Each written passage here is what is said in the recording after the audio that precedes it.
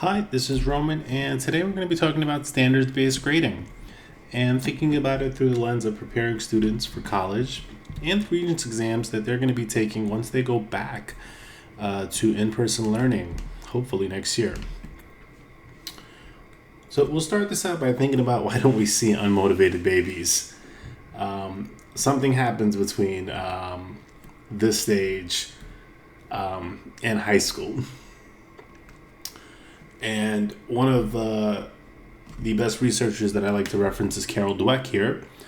Carol Dweck did some work in Chicago.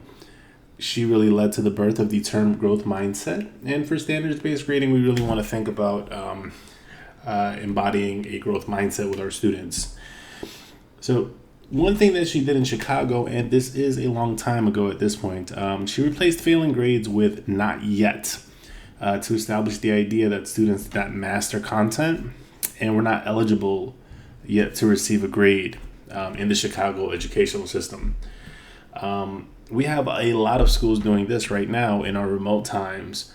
And her work and her research actually proved that this method increased student success rates on state exams and passing courses overall by not demoralizing them with failing grades. So a few traits of fixed mindsets versus growth mindsets. Fixed mindsets, people believe intelligence is a fixed trait, whereas growth mindset intelligence is a quality that can be changed and developed over time. So here we have a sample of what one might think would be a standards-based grading. So we have a bunch of different students here, right? Student A is getting the same grade across the board. We see that student B is getting different grades. Student C is getting the same grade for 4 topics. And student D is getting the same grade for 3 of the topics.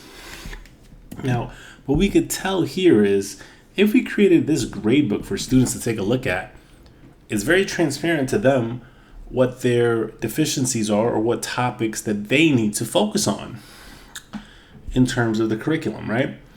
And I know we will be doing a math example. This is a writing example here with fiction, nonfiction, writing, speaking, and listening.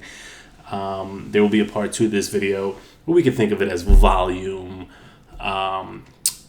coordinate geometry, density, and other geo topics. And here we are telling students what their deficiencies are and what their strengths are. And one more thing that we really want to identify in standards-based grading is the appropriate weights. So for example, directed line segments. It's a 2-point question on a Regents. And yet it's a very rigorous topic, and sometimes we as teachers feel like we should maybe be doing 2 to 3 weeks on this one topic, whereas value is 2 points, and its weight should not be that heavy on a student's grade. Whereas a topic like volume, which might not be focused on that much, and might be assumed that students know it, it's much heavier weight on the Regents examination and aligned to more standards because we have volume, composite volume, and volume is embedded in density topics. Right, so that topic should be more heavily weighted in the grade book, and students' grades should be reflective of that. And those are some of the ideas behind standards-based grading. So one common theme of a regular grade book is a student being there 80% of the time, but failing 100% of the time. And if you have these students in your classroom, this is one way to address it using standards-based grading. So an idea of why are grades important? We want to think of it as a change in mindset. Grades are shorthand reports of what you know and what you could do at the end of learning's journey. It's not the path you took to get there.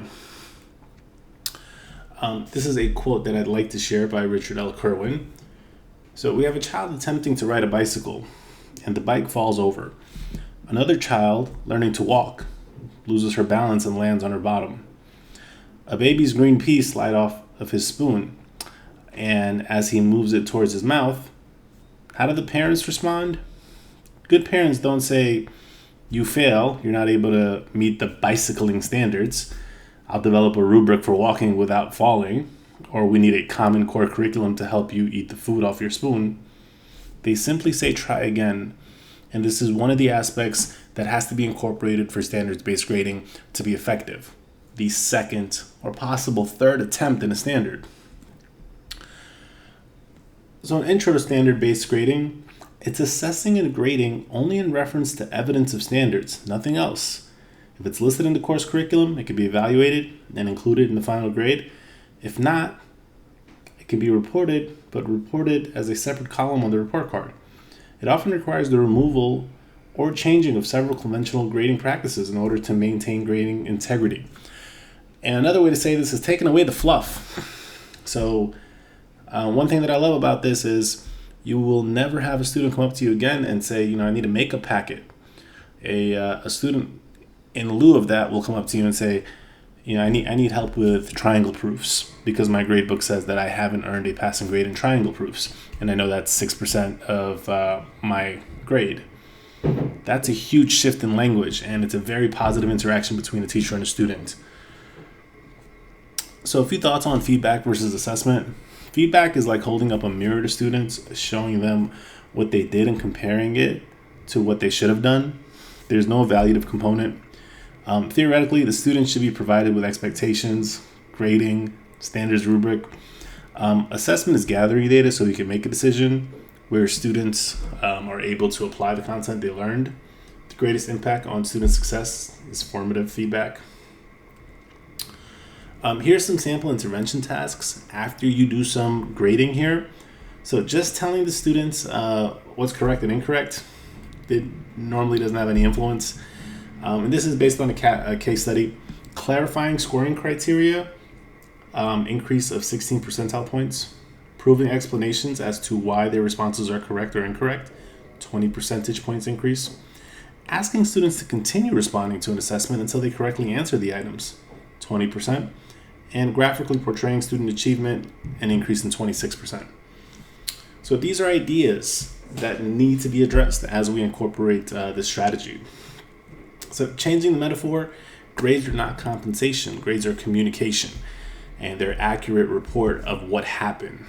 That should be our goal here. How to create a culture of makeups and redos. One huge aspect of standards-based grading is that the goal is not to achieve mastery at the end of the week, but rather by June for most Regents classes. From a physics professor here, who's also a skateboarding champion, his quote is, "Nobody knows ahead of time how long it takes anyone to learn anything." And I would say, as educators, we should be reflective of ourselves. If we hear something for the first time, we rarely get it. So we shouldn't put that burden on students after 45 minutes that they should be able to grasp a concept. And we shouldn't put the pressure on them after a week, right? If it's not expected of us, it really shouldn't be expected of them. And we do need to push this idea that they should continue to learn and grow until June. And we should be embedding that in our culture. So this is standards-based grading part 1. There will be part 2s and 3s, and I will also speak about applications.